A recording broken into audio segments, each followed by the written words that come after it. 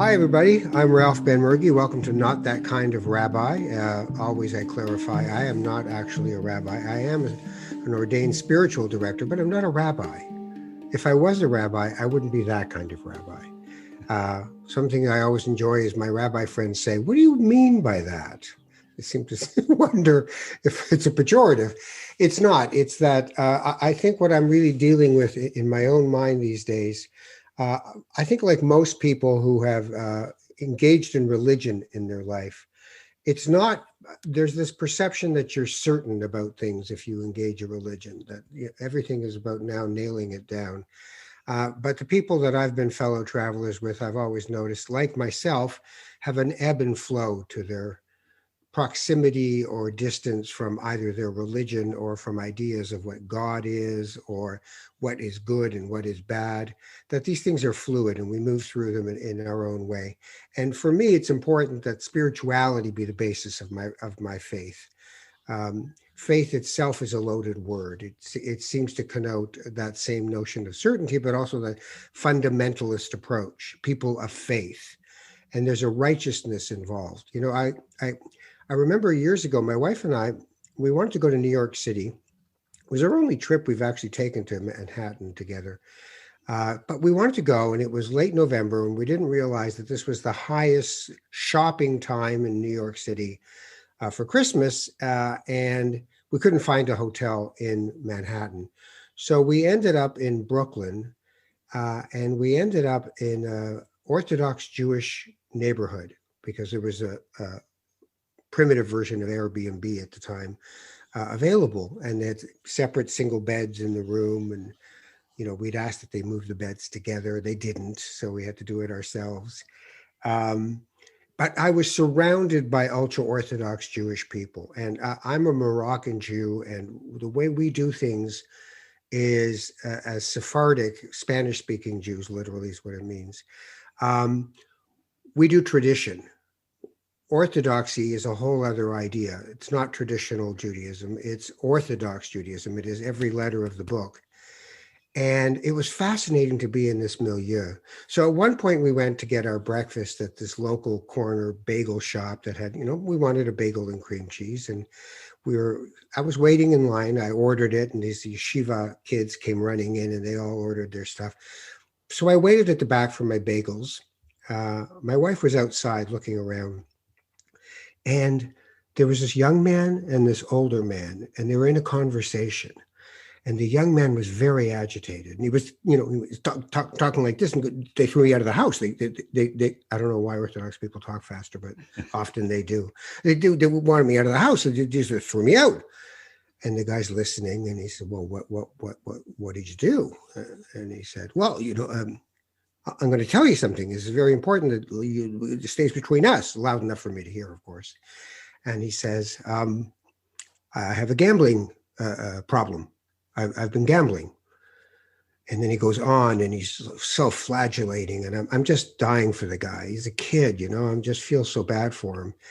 And the older man finally stops him when there's an appropriate moment, and he says, "Do you think you're the only person that could have a problem like this?"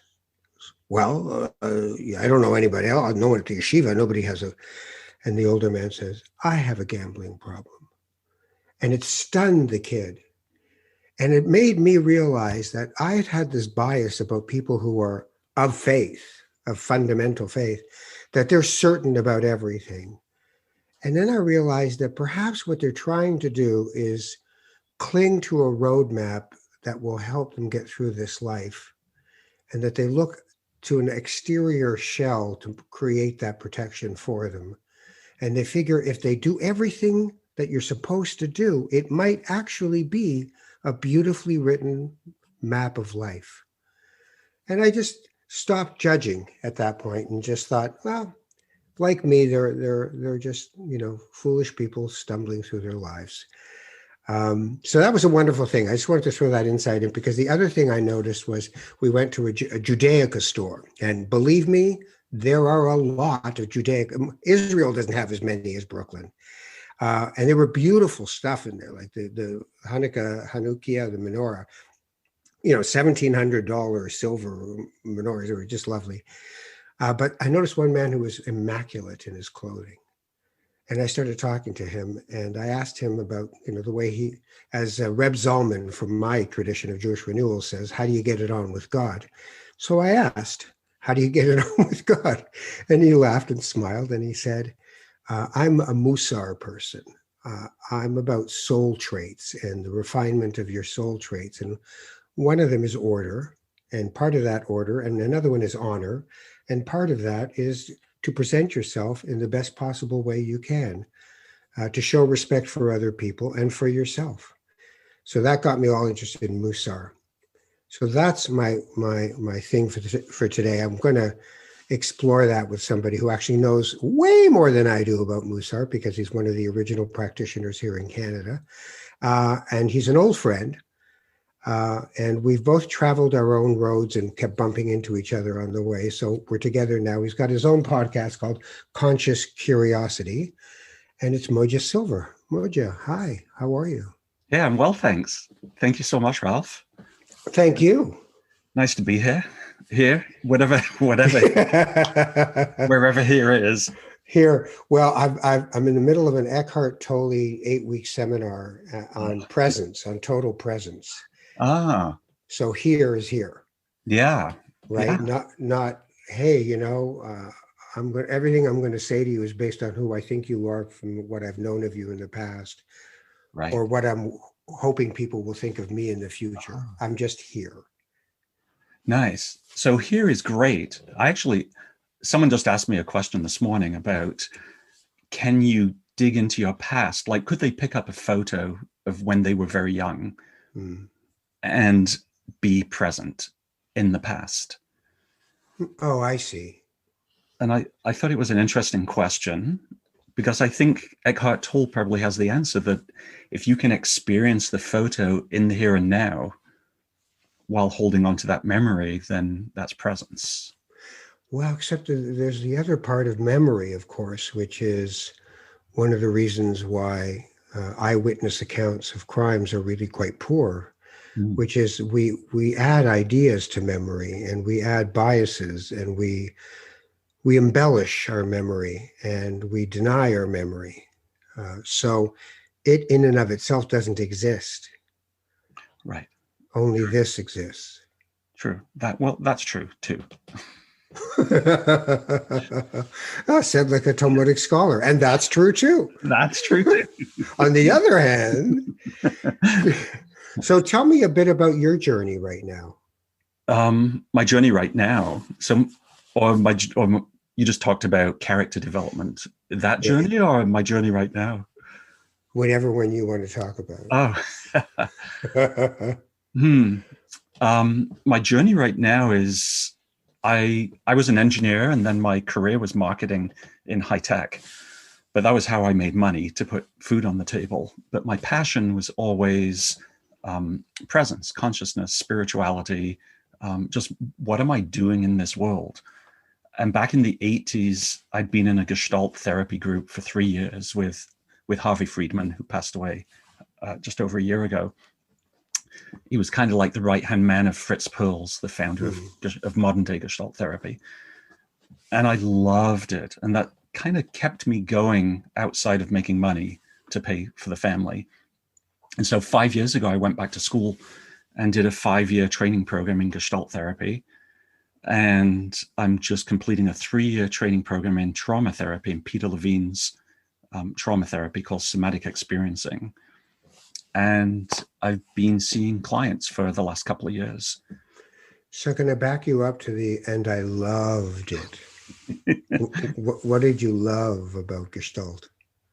I loved, we just talked about presence. So I loved the here and now focus in Gestalt therapy, the focus that says, I craft all these beliefs about how I am in the world up here in my head.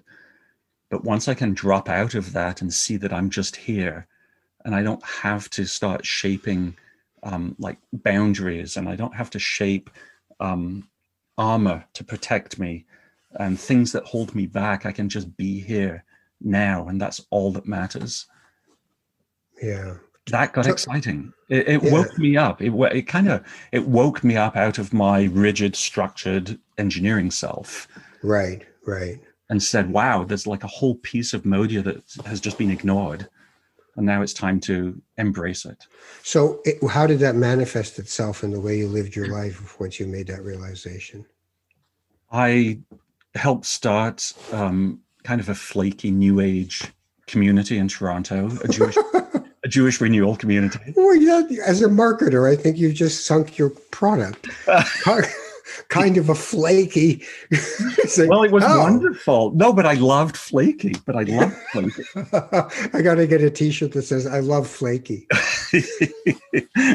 But it's true, like in Judaism, there are regular, in traditional Judaism, there are structured prayer services, and they're the same every day, basically, right? Yeah. And so we would like turn that on its head and just say, like, what feels right now to express myself in this world. And then that journey took me off for a year. I left my job at the telephone company and traveled for a year, spent almost half a year in Israel, contemplating whether to become a rabbi, but not that kind of rabbi. Yeah. Yeah. And what was that? What was the conversation inside you about rabbi, no rabbi? I think the conversation was that I wanted to explore who I was in the world and help others explore who they were in the world in like a non-judgmental, open, accepting way. And it became really difficult to be in yeshiva, in religious seminary, because that wasn't the mindset of the people in those days, or maybe even now. Right. And so it was a really, really painful time to be there, to recognize that I thought being a rabbi was going to be the way to do that, to achieve that. Right. And then coming up against, no, it's not. I'm the only guy in the seminary who's not wearing a white shirt and a black jacket. And right. Yeah. So this wasn't a reform or conservative. This was an Orthodox yeshiva. It was Orthodox, and then I even dipped into like a Hasidic yeshiva. Yeah. Well, the Jewish Renewal Movement, when I became a spiritual director, I'm keeping in mind the conscious curiosity that you're doing now as a spiritual director. That renewal movement, which is much more vibrant in the United States than it is here in Canada. There's an organization here, Aleph Canada, Cheryl Gilbert, the rabbi in Montreal, is leading that. But what we like to call woohoo Judaism, I manifest now in something called the Jewish Men's Retreat, JMR, which is part of an organization I belong to called Menschwerk for Jewish Men. And there, rabbis like two Canadian rabbis actually who are in the States, Sean Zevitt from Mishkan Shalom in Philadelphia, Mark Biller, who is in New York State. Right. I know both those guys. Yeah. So, I mean, this is Nadia Gross, great rabbi teachers, but it was really an experiential and spiritually based, like I said in the opening, just for me, I try to talk to people about the fact that spirit is about relationship. And religion is about, I always call it a fitness program. If you want to get a six-pack, you got to do the crunches, right? So Sabbath is one of those things that you can say, I'll hang my hat on a Friday night, Saturday experience. If the whole world did Sabbath, our greenhouse gas emissions would be down 7% immediately. Put it that way. Right? If we all just knocked it off one day a week and just were being and not doing, we'd actually be somewhere. So Can I go back a little bit? Yeah. What you just said. So you just said spirit is about relationship. Yeah. And it really, it hit home because it's a beautiful statement. Can you say more about what spirituality is for you? Because you're a spiritual counselor, right? Or is right. That designation? Yeah. Well, it's spiritual director, which is horrible. It makes it sound like you have a clipboard and you're going, your neshama goes over there and your neshama goes. No, it doesn't work like that. But so for me, I think for a lot of people, You have to sort of back up to what religion isn't doing for a lot of people. And I have lots of rabbi friends who are perfectly aware of this conundrum of the hollowing out of the rituals themselves. So the difference would be, there's to get into the weeds for a moment as an example. There's a prayer that's said every Saturday, and there's always a kid who comes up to do it. He goes up to the lectern, the bima, Ashreya Shvei Techa, Modya Hallelujah Sela, Ashreham, and then we sing back, and it's so cute. You just want to shrivel up at that point. It's lovely, right? But then you take someone like Shefa Gold in the United States, and Aviva Chernik does a beautiful version of this in Canada, and you take the first line without the last word, and you go from Ashrei Yoshvei Veitecha, Modya Hallelujah Sela, to Ashrei Yoshvei Veitecha, Modya Hallelujah, Modya Hallelujah. And you repeat that for 5 minutes. So now you're sitting in the pocket of a spiritual experience, as opposed to, and it's very comforting to sing the same songs in a church or in a synagogue or in a mosque week after week or in a Gurdwara. It is very comforting. But if you ask people, what's your prayer experience? What are you getting? Most of the people I speak to are in prayer crisis. The only prayer they can do is not what they need. So there's the connection to the fact that don't have a soul, you are a soul. And there's a spiritual connection, and spirit is, I always go to Martin Buber, to I and thou, a sacred relationship. If I can see the divine spark in you and you can see it in me, if I can see that you're not in the universe, you are the universe. You are the stardust that makes this place up. Right. So I don't know if you know, but Martin Buber and I and thou is like a central pillar of Gestalt therapy. Beautiful. Is phenomenal. It's really the relational piece of Gestalt therapy. And so for me, when I sit with a client, I see the I see the thou, but I actually then am challenged to see the co-created space in between the right. So it's I and thou, and the end becomes the thing that I get more curious about. Is like, how have we co-created this thing in the middle? Right. It's like Christ talks about whenever two or more are together, I am there. Right. There's an elevation and which is why the pandemic is so difficult, because our ability to connect to each other has been compromised. There's an element of fear instilled in people that's counterintuitive. I see you on the sidewalk, I walk to the other side of the sidewalk. I see my grandchild, I wave at them on the porch. Right? So more than that, I when I cross the road because I see you coming, because I'm afraid of COVID, I also feel my body tighten. I shrink. And so, when you were chanting before, you just gave it so much more space, so much more time, like time and space. Right. And for me, it's like that extra time and space is where I can now settle in to my spirit or to my spirituality. That's right. So the contemplative art, it's only 30 years ago, I guess, when Aryeh Kaplan, the Jewish rabbi, spoke about Jewish meditation, because it wasn't considered part of the tradition. But every major religion in their fitness program has a contemplative piece, right? Without reflection and without stillness. And one of the problems I have sometimes with our religion and others as well is when the cleric is in their head. Where they can tell you how many angels on the head of a pin. Right.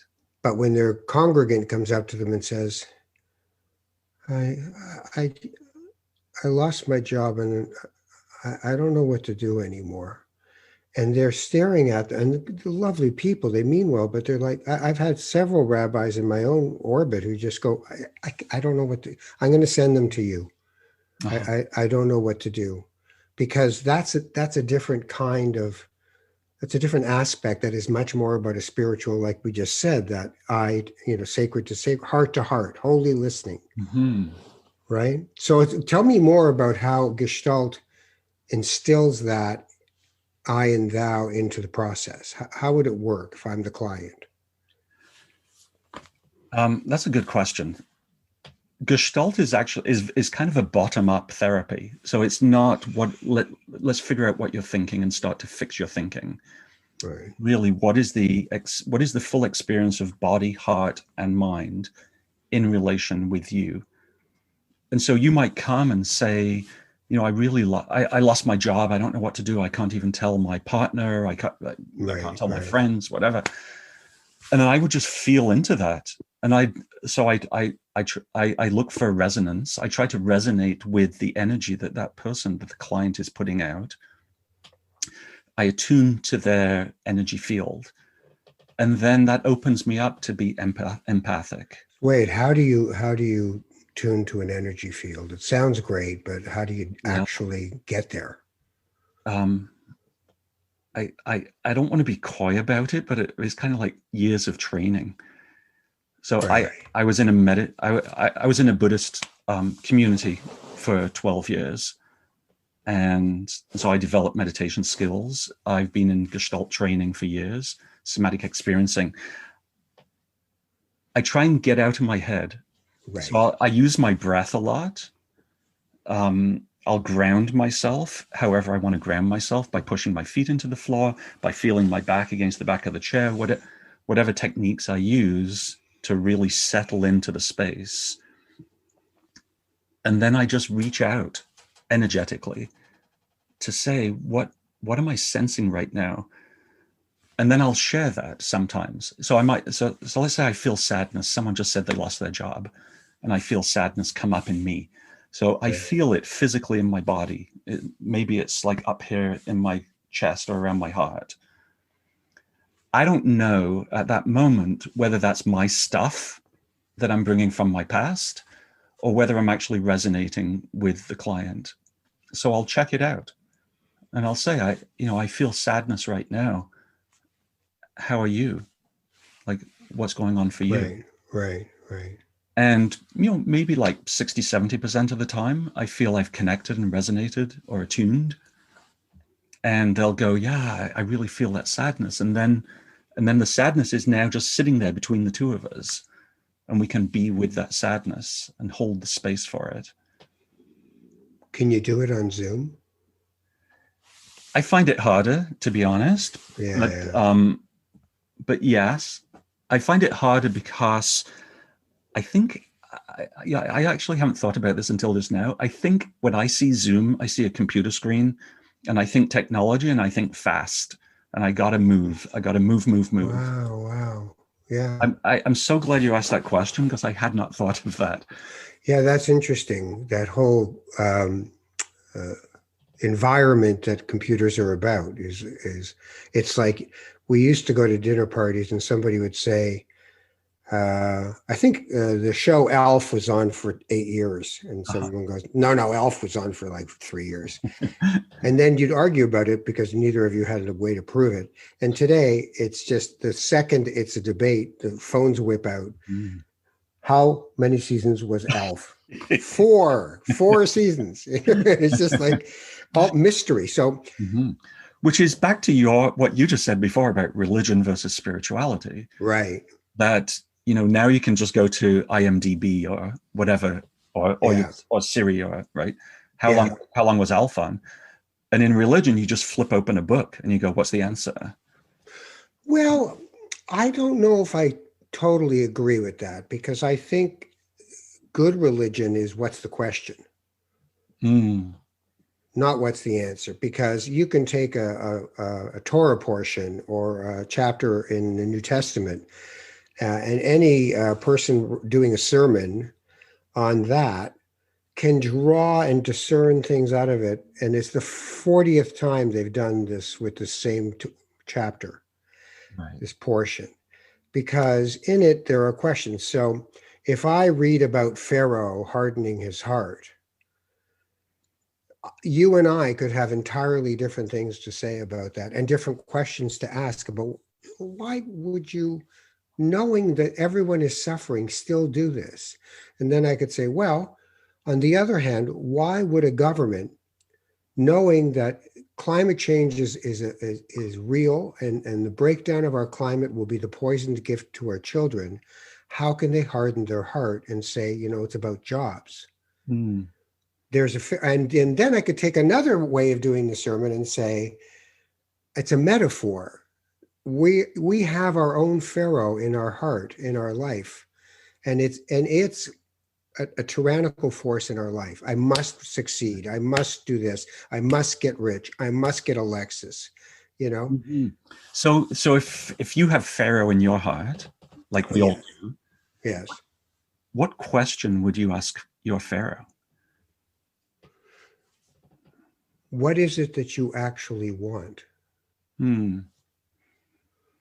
Right? Because we're, Buddhists talk about a skillful life or an unskilled life, a skilled life or an unskilled life. And often what we want, if we discern, I think, is something good, something really good. How we get there in an unskilled way usually means it's not going to work out very well. Uh-huh. Right? I want a better relationship with my wife. Therefore, I want her to stop doing this and stop doing that and stop doing this and stop doing that, and then we'll have a great relationship. Well, I've just peed in the pool. It's not going to happen. Right. So it's all. And do you think it's anything more than relationship? When you say, I want good, do you think it can all be boiled down to, I want to find my place in the world in a relational way? Well, there's so many layers, right? So the Tolle things I've been listening to have been very informative about ego. Mm-hmm. And the more I tell people I am Ralph Benmergui, and do you know who Ralph Benmergui is? What do you mean you don't remember I had a TV show? And what kind of a person are you? My ego is resisting being here and present in this manifestation.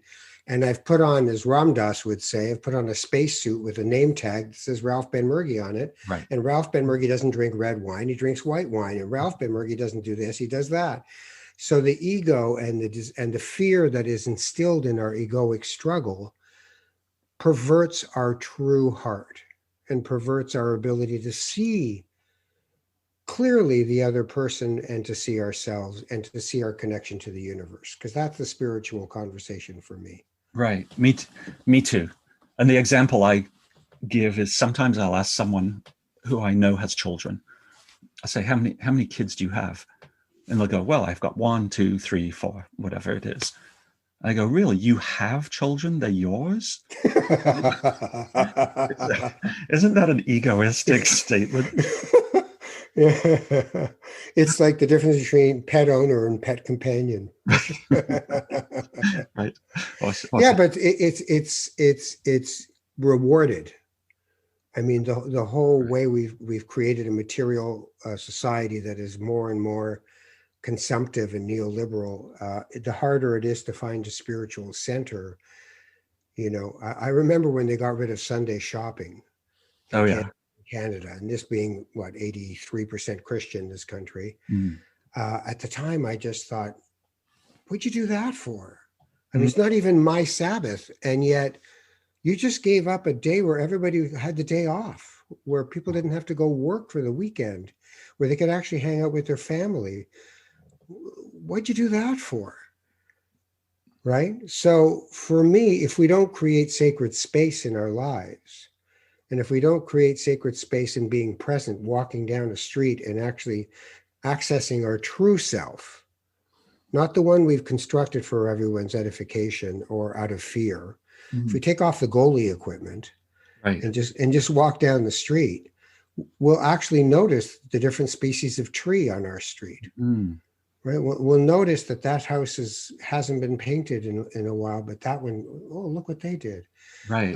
We'll notice our fingers are getting colder at the tip because we're present. right? So then ask a person once they're present questions that you ask them when they're not present, you'll get completely different answers.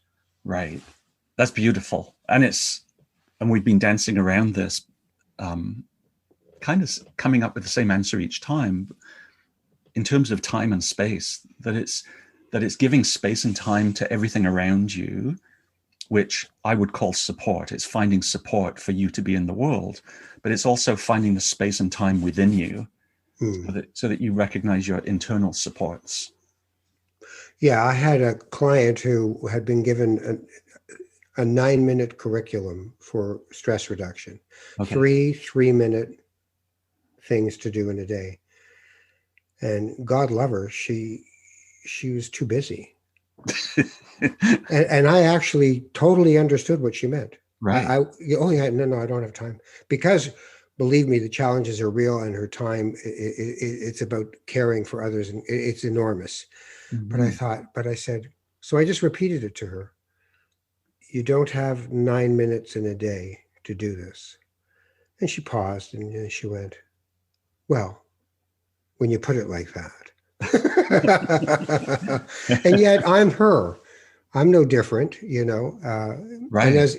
And when you counsel people or attempting to have healing relationships with anyone in your life, you have to be, I think, good at being a wounded healer and not a righteous healer. Right. The warning bells for me is when I see the righteous cleric, the righteous healer. I remember I had a bad back in my early 40s. Everyone I went to told me the last person I went to was wrong. Uh-huh. Oh, you went to an osteopath. Well, they don't know anything. I'm a naturopath. Let me do. Oh, no, you're a naturopath. No, you got to be with a doctor. Come on, a real doctor. Don't mess it. And I just thought, do you not realize what you're doing to me? Each one of you is telling me that you're the only one with an answer, and that I've been wasting my time in chronic pain. Mm-hmm. And so they were righteous healers. Right. Orthodox healing. I wonder if you want a blend. So when you say righteous and wounded for me hits me in my body, and righteous takes me up to my head. Right. And I wonder. And your ego. Into my, right. Right. Wounded allows for vulnerability. Wounded also allows for my body to have a voice, and so that my ego head, like my mind, isn't just controlling absolutely everything that goes on with me as well. Yeah, the body tells the story, right? Yeah. Right. And yet we pretend the body has nothing to do with it. I'm doing a lot of work with aging right now, and what do people the go-to for aging is physical. Hip replacement. Everyone's going to have Alzheimer's. No, actually, 1 in 10 people is going to have Alzheimer's. 70% of them are going to be women. Like, your fear is of decrepitude, and the declinist view of getting old is about physical. I have lots of physical things at my age. I'll be 65 in a week. I have lots of things at my age that are not going the way I wanted them to physically, but I have lots of other things that are. The fact that I'm cogent is pretty good. Right. But I have to see them more as, I guess it's more God wrestling than hiding in a corner hoping nothing else happens.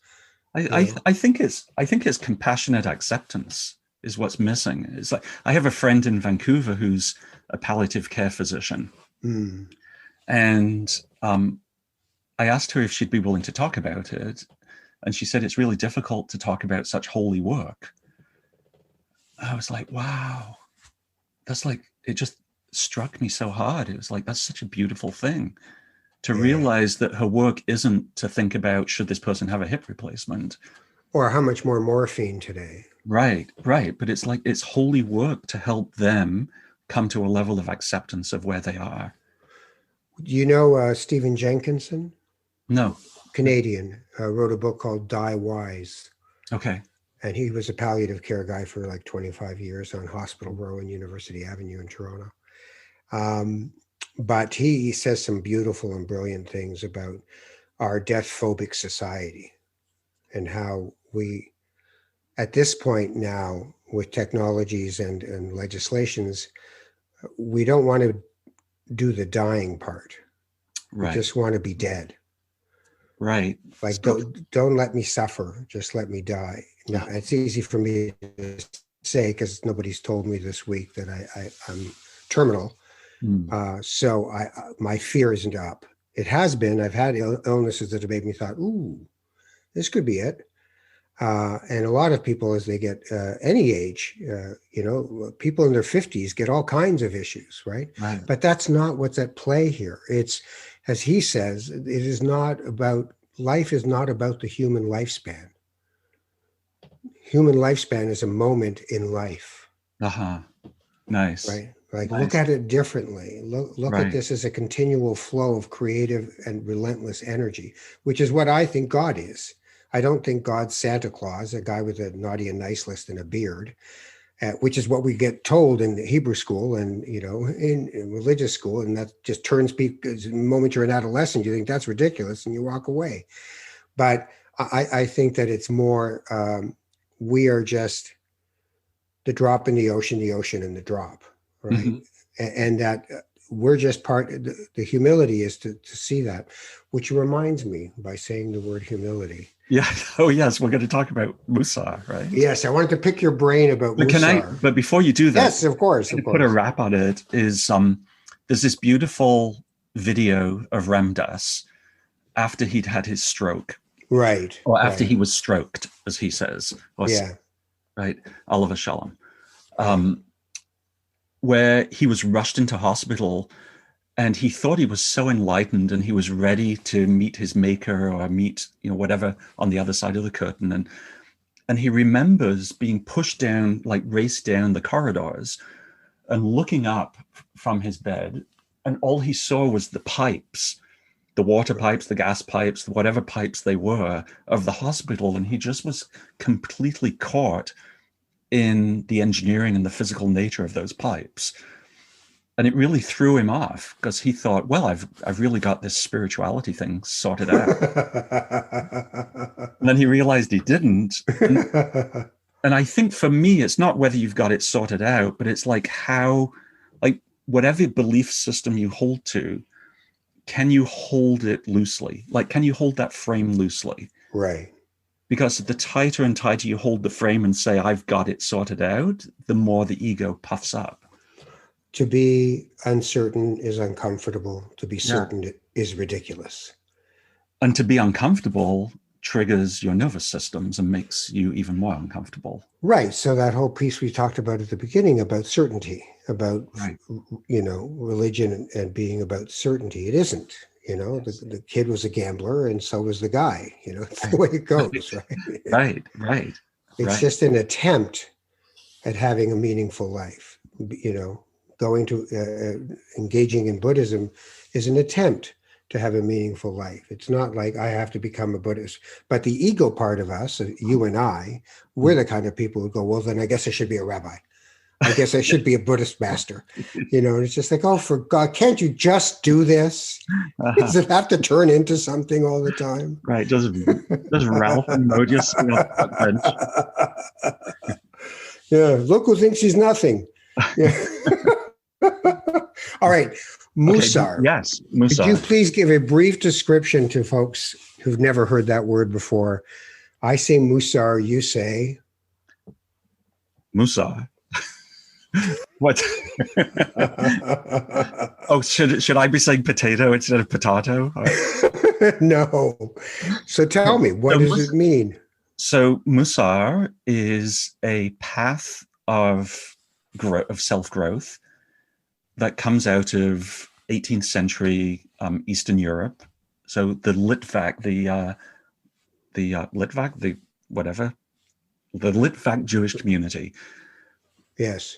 And there was a recognition that that people were embroiled in their religious studies, and they were losing sight of who they were in those studies. And so there were some great architects of this tradition called Musar who said we need to actually start focusing on character development as well as academic development or Torah development. Right. And so these schools of Mussar started. The most famous person, although there were rabbis before him, but the most famous one is Yisrael Salanta, who was born, I think, around 1810. So that's the early 19th century. And by about the 1830s, 1840s, had established these schools of Mussar. And they would bring these yeshiva boys together, and it was just essentially boys at this time, Right. who would come together with a master, and they would be schooled in how to become a better person. And so they'd look at things like humility and joy and arrogance and anger and all the things that make us up, and say, where are you now on the dial, and how would you like to turn the dial either up or down on a particular character strength? Right. So, for instance, if I understand in any way, because you've studied this much more thoroughly than I have, so compassion. That compassion has two poles to it. One is strength, and the other one is loving kindness. Right. So go too far over one or the other, and you throw it out of balance. And the point in the middle is the Bechira. Is that right? Bechira. Yeah. So the Bechira would be, can you balance these two? So you need your strength for compassion, but you also need to have a loving kindness. There's not one or the other. Is that right? So yes, but there isn't one Bechira point. There's a Bechira point for you, and for each individual, it might be different. Okay. So the balance. So objectively, you might say you had loving kindness at one end and strength at the other side, right? So you might see someone's point of balance here and someone else's here, and you might want to jump in with your ego and go, well, you guys have it wrong. It should be in the middle. Right. But it might be a perfect point of balance for that person. Right. So they might need more of their strength to be compassionate, or they might need more of their loving kindness to be compassionate. Right. Or they might need the 50-50, but nobody's 50-50, right? It could be. No, they could be. Could be. Yeah. Right. So, and you may think, because of the way we're raised by our culture or religion or parents or whoever, caregivers, that, loving kindness, you can never have enough of that. And it's like, so in Mussar land, you'd say, so if I give all my money away to poor people, to people who've experienced homelessness and so on, that would be a full expression of loving kindness. And the answer would be no, because then you'd have nothing left to put bread on the table for your family. Right. So you have to constantly go back up and say, am I holding to a fixed view, or am I doing something that really serves me and helps me find that balance in the best way? So could you use Mussar in counseling? This is what I'm thinking of these days. Yeah. So I had a client who has a really hard time touching into their anger.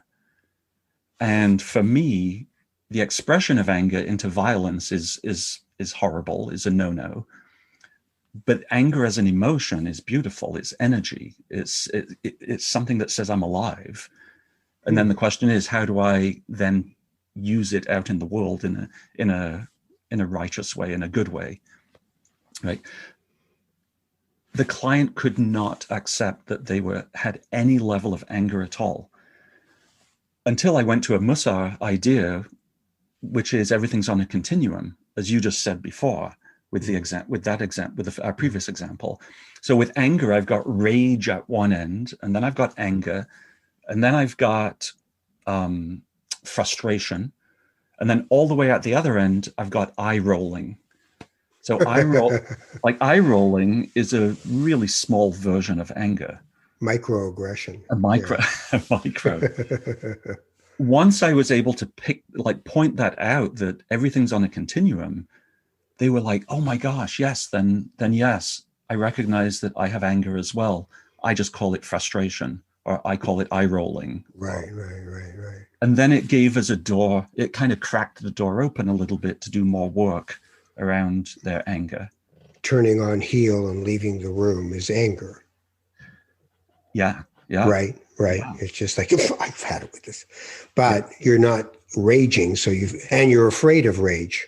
I would assume in that context too, that I'll lose control of myself. So this is a way to kind of balance, but to also see that so for instance, humility in Musar, I always find this fascinating, Right. right? Because to me, it's about humility. When we use it in our language, it's, oh, don't mind me. Right. Right. Standing's good. I just wanted to look at you. I'm Right. fine. Right. I'm I'm not fine. that good. I'm not like, Yeah. could you play something on the piano? It's like, no, I'm not really. Yeah, and I don't want to show off. I'm Right. fine. I'm fine. But instead, it's knowing what place to inhabit in a situation or in your life. That there are times that your humility says, I need to lead in this situation. And Uh-huh. other times where it says, I need to defer in this situation. It's having the humility to know what's appropriate for you in this situation. Is that a fair assumption or It is. And I would add one extra thing as well, which is going back to what we keep pointing towards about relationality, that it's recognizing how you came to be a good pianist. That whether if you have God in your life, then God gave you those gifts.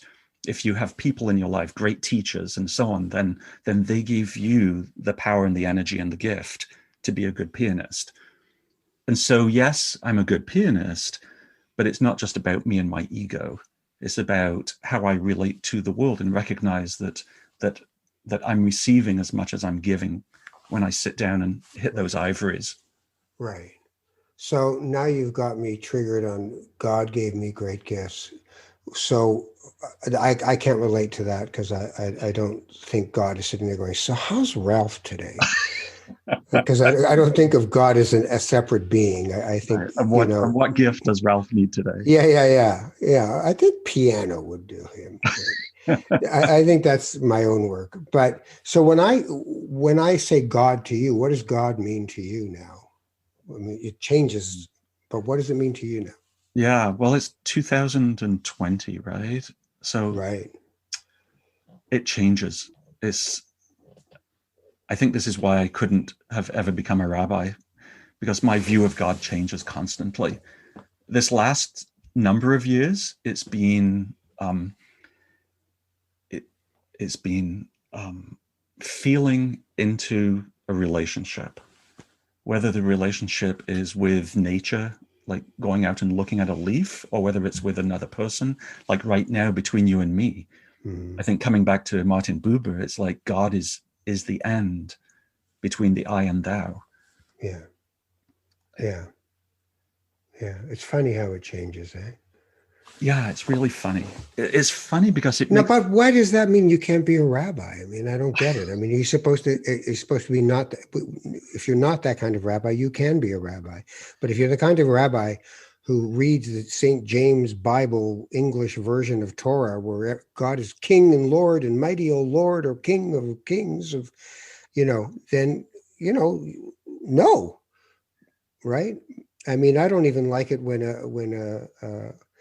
any cleric is talking about God as a person, as a Disney person, an anthropomorphic God who's, God is telling us, and our righteousness is like, God is a listening activity. It's not a, well, I say God da. is a process activity. Yeah. God is a verb, God is a verb, yes. right? Rabbi David Right. Cooper's book, which I love. God is a verb, Yeah. not a noun. It's Right. not a thing, Right. right? It's hard to think of being a rabbi because rabbi is like, oh, are you Orthodox, conservative, reform? Are you Reconstructionist? Are you renewal? Are you like, and as soon as you say something, you've just stuck that label, like you just said before with Ramdas and Yeah. the bubble suit or whatever it was. Yeah. You know, The that spacesuit. the space suit, that I just Yeah. stick this label on me, and it's like everyone goes, oh, okay, I've got. Okay, but big deal. So now you're a therapist. So we stick the label of therapist on you, right? Now conscious curiosity is your thing. So you stick a label on you, right? So, but that's ego. Ego needs to have a decision about that. If somebody thinks of me, people walk up to me sometimes who heard me on the radio for years, and they see me as the guy on the radio. But then these Right. other ones see me as the guy on jazz radio. Then there's other people who see me from the TV, and then there's other people who don't see me at all. And then who cares? Like, that's okay. Just honor the fact that they're saying hello to you, but don't Yes. attach yourself to the labels. They're not the reason to do or not do things, right? And besides, we could both wear T-shirts that say "flaky." Right. No, Are it's you true. a rabbi? I'm flaky rabbi. Yeah, and I could wade right now into something very dangerous, which is I was just in Zoom training for 6 days in trauma therapy. Right. And there was a request by a bunch of people for everyone next to their name to put their preferred pronouns. Right. And for me, that was just like, oh, another label. I understand the politics of it, and I support those who are struggling to find acceptance in a dominant world where they're not part of the dominant group. Right. But on the other hand, I don't want to be narrowed down yet again into a certain pronoun.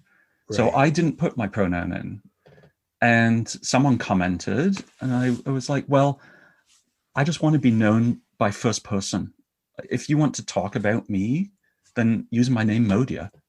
It's like, I know it's another label, but it speaks more to who I am. Modya means thanking God. Right.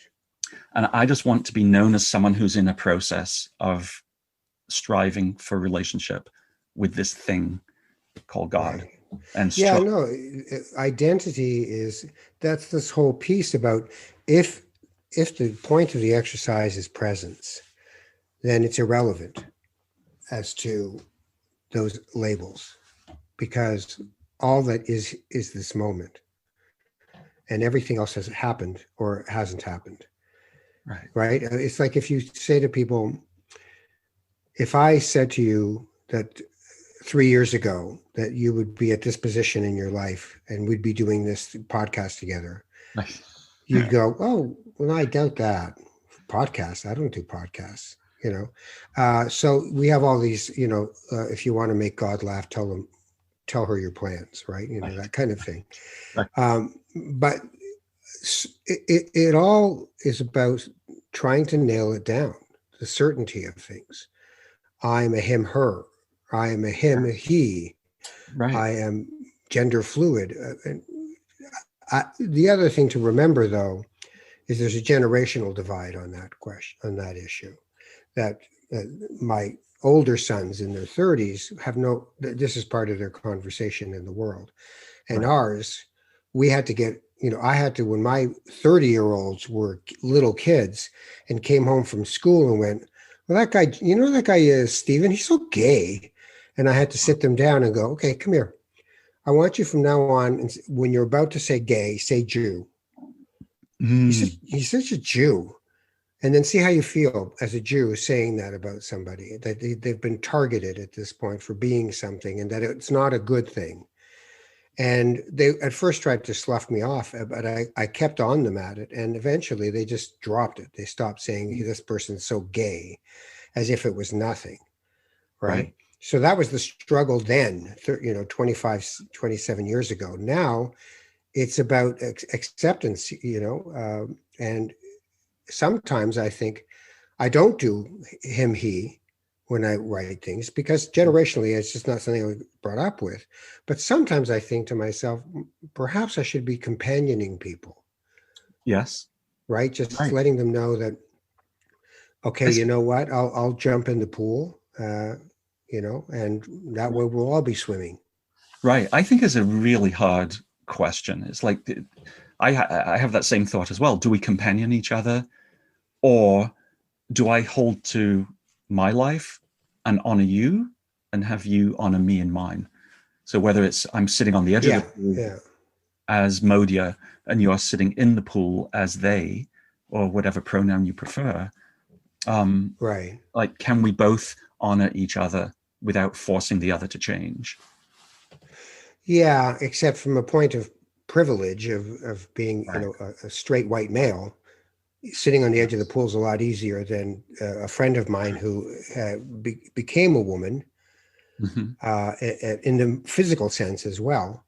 And the life she leads is one of constant petty humiliations and major humiliations. Right. So, maybe I should just get in the pool and swim along and just go, okay, I'm with you. I Right. don't know. Which No, is I hear easy for that. me to say because, you brought it up and I get to look like the good guy. No, and I People hear think that. she's nothing. Yeah. And it's a struggle. And it's Yeah. I've It's all a struggle because, being dominant culture person, it's like in Canada, 2% of the population is Jewish. So if it's a high holiday and it's Yom Kippur, the Day of Atonement, and you're walking to synagogue, everybody else is just doing their thing. The variety stores open, the cars are whizzing by. And Israel, even though they claim to be a secular society, you could ride a tricycle down the major highway from Tel Aviv to Jerusalem and not get hit by a car because everybody knows it's Yom Kippur and it's the day you just take a break. Go visit a synagogue for 20 minutes. So dominant culture matters, right? Because I think so. right, it's oxygen around you. Like Friday afternoon in Israel is palpable. Right. Even if everybody says, 70% say they're secular, it's Shabbat and your kind of stores are kind of speeding up to close and everybody's kind of already taken a half day off and you're in the groove. Here, you're on your own. Yes. Yeah. So you're right. You did get to play the good guy. And I think, not in my defense, but in like a bit more of an explanation, that I want to, as a therapist, I want to bring my true full self to the session, to the situation, to the relationship. And I want to share with my clients, this is where I'm at. I'm human. I'm with you. So yes, I'm a therapist on the one hand. And on the other hand, I can rip that label off and just be me. That's beautiful. But that's authenticity, because without authenticity, none of the things we've been talking about matter. Right. Presentational you, Uh-huh. sitting yourself in just the right place for authority in the room and, making sure that everyone knows what you do these days. That's our ego and that's our resistance, right? Right. So how has it been for you? So I remember, I think I was in my last year of high school when I saw you on TV on running a late night talk show on CBC. Right. Would that have been right? Like 79-ish? Yeah. Yeah. Oh no, 79? No, I would have been on radio. When were you midday? On midday. Midday was a current affairs lunchtime show. Right. Me and Valerie Pringle did for CBC. It was a network lunchtime current affairs show. Okay. And but even then, no, it wouldn't have been 79. That's impossible. It would have been 89 because 79, I was 4 years out of high school. Right. Okay. 89. So you've been a TV celebrity. You've been a radio celebrity. I also listen to you as a DJ or a host on Jazz FM. Right. How, like right now, if this is an interview, if we're calling this an interview, how does it feel different for you than when you were interviewing, whoever on the couch back in those days? Well, for me, the central craft piece of my life is interviewing. The celebrity stuff is awkward. When it existed, it was just awkward. It's like you're picking your nose in an airport and you realize someone's looking at you and you're like, oh my God. Yes, it's me and I'm picking my nose and never mind. Or you're pissed off at your kid at Shoppers Drug Mart and this person's just staring at you. But I thought he was a TV, so it's all ridiculous. But what I would say is that interviewing itself, to me, is an art form. And it has translated its way into every aspect of my life in terms of being able to listen and being able to reflect and being able to pull away yourself and let people see the person you're interviewing. What we're doing now is more of just complete interchange, because We both have podcasts this will be on, so it's Right. just us jamming. But if I was interviewing you, it's about the same things that spiritual counseling is about. It's about the same thing. I ended up for about, oh God, about 8 years being an advisor to senior level people, literally their advisor. Hmm. And there it was about really discerning what yearnings are in this person, and when they go, well, what should I do? And instead of, well, I think, well, what do you want to do? Right. And how can we get you there? And do you feel comfortable with where this is moving? And communicating with people, so communication and interviewing are the things that, shape my life. So what I do now is still mostly about facilitating conversations. When I'm at the Jewish men's retreat and we have our circles, our mishpacha groups, little groups where we speak with each other, my role in that group is to leave my ego over here Hmm. and just be present for these people and try to, through my skill set of knowing how to navigate a group of people so that everybody's heard. That's what's asked of me. This person isn't speaking, is a gentle way to try to bring them into the conversation. I'm not going to force them. This person has been speaking a lot. I'm going to find a way to without shaming them, move away to the next person so that, okay, then I need to orchestrate this a little more. Okay, now I need to just let this happen. That's the art of a conversation, the art of an interview. And I had a great teacher at CBC, and they taught me the art of interviewing, which is lay a foundation, pursue those things that come up out of that foundation, and then mop up at the end, like we're doing now. We're mopping up. We're Right. just extra little bits, Right. right? Right. It's like, by the way, before you leave, I'd like to ask you, Right. but the foundation is just the same as it is in a therapeutic environment, creating an alliance and a trust with that person to allow them to come out. Hmm. People who start interviews with pursuing people, so you did this. It's like, okay, I'm going to go hide in a corner, Right. and whatever you ask me is dangerous to me. So I'm not. So politicians constantly, tough guy interviewing dictates that you're supposed to nail them, and you've only got 5 minutes. Right. Like I saw you in Shoppers Drug Mart picking your nose. Yeah, yeah. What was Where that do all I about? go? Yeah, where do I go? Right. Right. I go to inside thinking you're not nice. So is Yeah. this what we're doing here? You're out to get me? Okay. Well, then I'll just do, because I teach people how to avoid uncomfortable interviews as well, right? Mm. Where they're being pursued in a way that makes them uncomfortable. It's zoom out.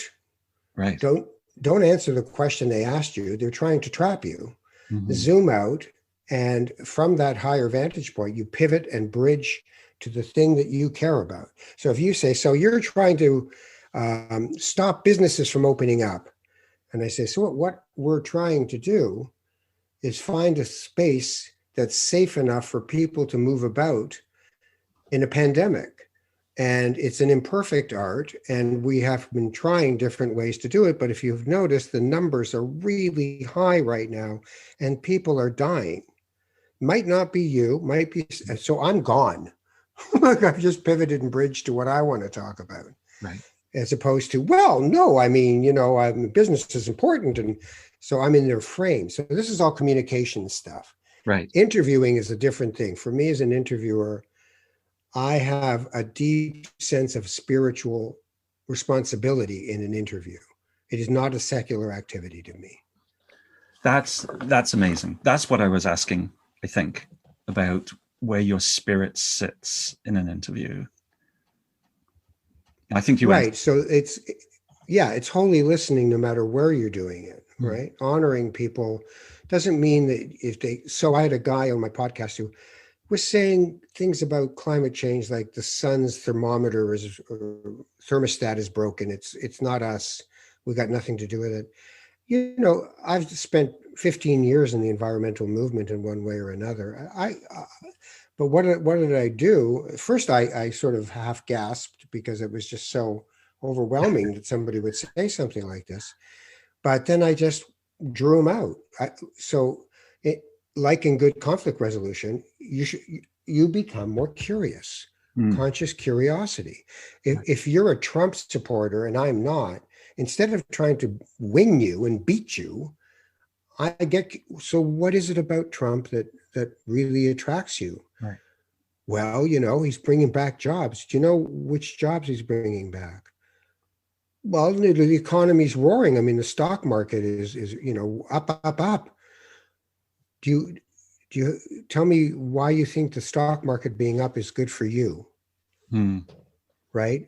And you're not trying to embarrass somebody. If you really believe these things, then you probably don't understand that, for instance, because 50% of the stock market is owned by 1% of the population.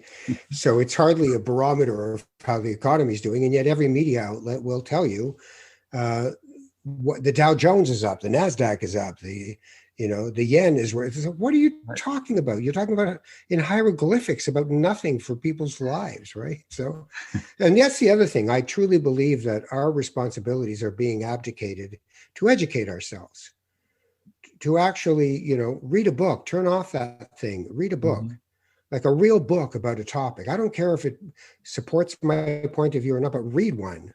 Right. Get some thoughts into your system that you can struggle with. So that, I think, I know we're coming to the end. You said it is wrap up time. Yes, it is wrap up. Right. Yeah. Which is a great segue, what you just said, into what I like to do at the end of my podcast is I'd like to ask you 3 questions. Go right ahead. Yeah. The first question, where are my questions? There you go. I'm going to have to make some. The Lord did not want you to ask me these questions. Okay, it's true. It's true. So the first question is, because you were just talking about read a book. Yeah. Are you reading a book right now? I always read several books at the same time. Okay. So I'm rereading 20 years later, Everyday Holiness, the Musar book from Alan Marinis, which I have to say I think is probably the best written book in English on Musar. If anyone's looking for what's the one book on Musar to read, I actually think Everyday Holiness by Alan Marinis. And don't think I didn't notice your name being there in the thanks, by the way. I picked up on that, my friend. So I'm reading that. I am wading through on Kindle, much to my chagrin, because if I'd seen it as a book, I wouldn't have read it. Martin Gilbert's Winston Churchill biography. So that's just easy. I love history, so it's an easy read because the other stuff is denser. And I'm reading. I was reading, and I've kind of put it down. The Hindu philosophy of Advaita Vedanta, which is what a lot of Tolle's work is based on, that idea of absolute presence. But it's written in scriptural and rhetorical form, so it's hard to have. I get it. You're hitting me over the head with it, but it was good to wade into it. And so those are 3 right now. But okay. I'm also in a book club, so we end up reading. I just read From the Ashes, which is a Canadian book, Métis writer, very good, very nice. Okay, question 2. That was just question 1. Yeah. Okay, so I have this little book. Yes. And on every page, there's a different question. Okay. So I'm going to flip through. You tell me when to stop. Stop. Okay. So the last person actually had the very same question. So can I flip to the next page? Oh, do you want this, or do you want this one? No, that's where you landed. We have to do the question. Okay. And then you can compare the answers. Right. You sound so religious right now. No, that's where we landed. We have to do the question. I'll take that as a pejorative on the religion thing. Yeah. Continue. Okay. If what's in your dreams wasn't already inside of you, how could you even dream it? You couldn't. Okay. Perfect. Okay. That's the answer. And the third question, because I cannot find my questions, and my brain these days, given my age, kind of slips things, I hear you. is what would you like the third question to be?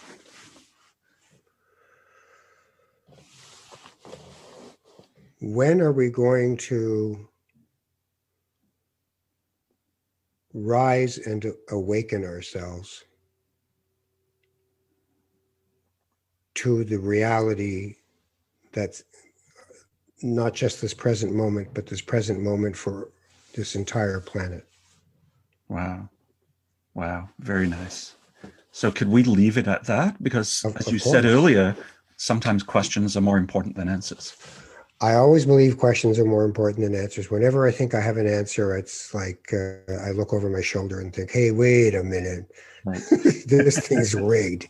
All right. So I'll say my goodbye. You say your goodbye. So my goodbye, I always end my show often with a blessing. So I'll have a blessing for you.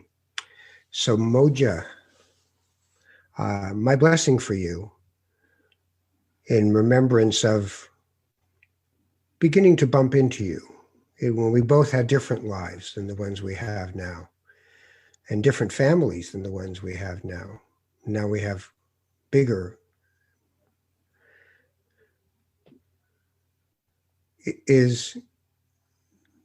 My blessing is to honor the journey, the authenticity of your journey, the desire to heal yourself and those around you with your gifts, and the sincerity with which you lead your life. So I bless you for that, and I bless your children and your wife and all those people who have loved you and who you love. Thank you. That's really, I got it in. And once we end this podcast, I have to sit for a little while and let it kind of pinball bounce around inside, because that was really beautiful. Thank you. You're welcome.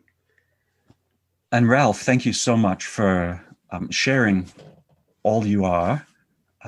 Our knowing each other and friendship goes back, I think, decades. Yeah.